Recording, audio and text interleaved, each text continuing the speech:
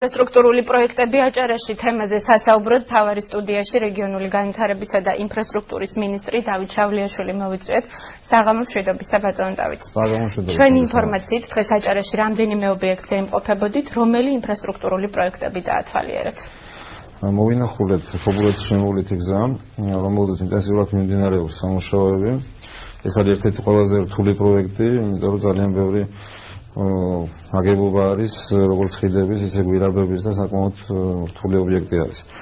აგრეთვე მოვინახულეთ ადლის სანაპირო, რომელიც შტორმების შედეგად იყო დაზიანებული და გამორიცხილი ნაპირი, აგრეთვე დაზიანებული იყო მიმდებარე ინფრასტრუქტურა და საშიშროება იყო შექმნილი სავალე გზის დაზიანების.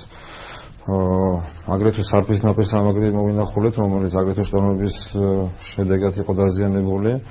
ეს არის ცენტრალური მაგისტრალი, რომელსაც ყოველდღიურად 15,000-ზე მეტი მანქანა სატარებს. აგრეთვე არის რამდენიმე პროექტს მინდა შევეხო, ამიტომ საერთო დროში რომ ჩავეტიო, დავიწყოთ ქობულეთის შემოვლითი გზის მშენებლობით, რა ეტაპზეა გზის მშენებლობა და გვირაბის აქეთ დაიწყო თუ არა სამუშაოები? კი, ქობულეთის შემოვლითის ეს გვირაბის აქეთ მახინჯაურის გვირაბს გულისხმობთ? გვირაბის აქეთ არა, ეს არის მეორე ლოდი გვირაბამდე, რომელიც მოდის. ანუ პირველი ლოდი როგორც ერთ გავხსენეთ უკვე ქობულეთის შემოვლითი გზა, რომელიც სადგურთან არის გადმორთული.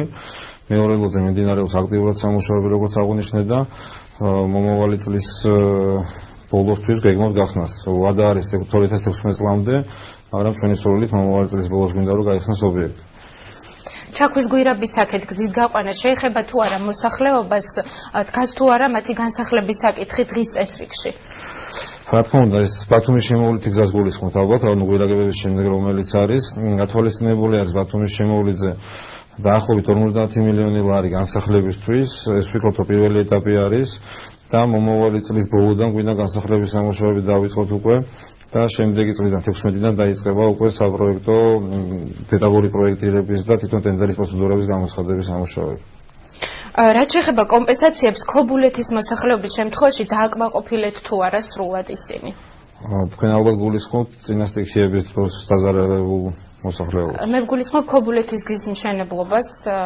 კი ბატონო, ქობულეთის გზის მშენებლობის დროს როცა იყო თვითონ გამოსყიდვები, ყველა ის ნაკვეთი, რომელზეც იყო დარეგისტრირებული, რამდენჯერმე მოხდა დარეგისტრირება, თითქმის მთლიანი მასა, რაზე ჩვენ გავიარეთ, ყველაფერი იყო კომპენსირებული, ყველა ეს თანხები არის გადახდილი და არც ერთი პრობლემური ობიექტი ამ დროის არ გაგვაჩნია. ანუ კომპენსირების საკითხი ამოწურული. კი, რა თქმა უნდა, საკმაოდ დიდი თანხები იყო, გათვლილი რაც იყო თანხა, სამჯერ გაგვეზარდა ეს თანხა, იმიტომ რომ გამოჩნდა ეტაპობრივად ახალი დარეგისტრირებული ნაკვეთები, რომელზეც რა თქმა უნდა გავეს კომპენსაცია. რამდენიმე მოსახლე არ თანხდებოდათ გასახლებაზე? კი, სამწუხაროდ არის პრობლემური, მაგრამ ამ ეტაპისთვის ქობულეთის შემოვლითი გზაზე პრინციპში ყველა პრობლემა გადაჭრილი არის და რამდენიმე არის მოსახლე, რომელზეც მოლაპარაკების პროცესი არის, მაგრამ ჩვენ ვფიქრობთ, რომ ყველაფერი დადებითად გადაწყდება. ბატონ დავით, მოგეხსენებათ გზები მაღალმთიან აჭარაში მუდმივი პრობლემაა, განსაკუთრებით ზამთარში, უხვინა ლექის დროს. ბათუმი ხულოს მონაკვეთზე რა მდგომარეობაა რეაბილიტაციის თვალსაზრისით? ბათუმის ხულოს მონაკვეთი ეს არის ხულო გოდერძის უღელტეხილი, რომელიც არის დაზიანებული. ამ მონაკვეთზე დაახლოებით 40 მილიონი დოლარი ჯდება ამის რეაბილიტაცია, პრინციპში მშენებლობა არის მთლიანად, პროექტი არსებობს და აზიის ბანკთან გვაქვს თითქმის ყოველდღიურ რეჟიმში მოლაპარაკება, რომ დაფინანსება მოხდეს და მომავალი წლიდან ჩვენ ვფიქრობთ, რომ აუცილებლად დავიწყებთ ამ გზის რეაბილიტაციას. როდის დასრულდება სრულად თუ კი მომავალ წელს დაიწყებთ ამ პროექტს?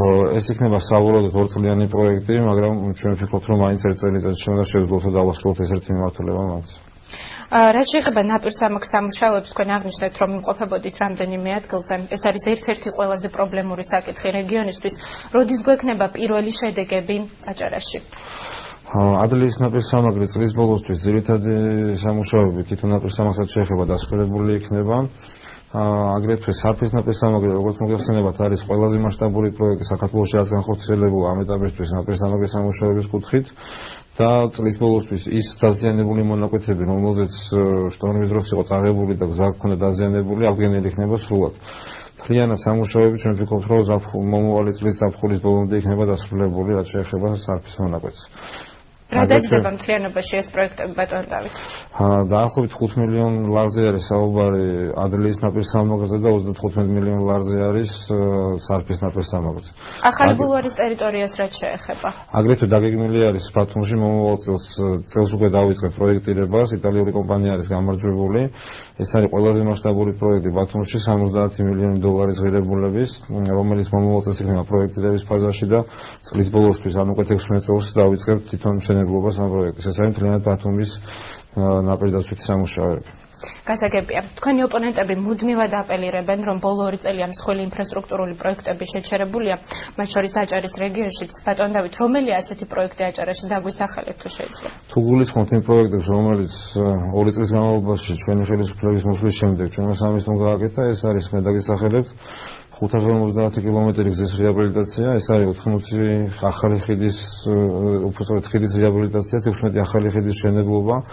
არ შეეხება თვითონ სკაროსმო ავტომაგისტრალს 20 კილომეტრზე მეტი უკვე გახსნილი არის ამ დროისთვის და აგრეთვე დამატებით რუის-იაგარის მონაკვეთზე 5 კილომეტრიან გზას.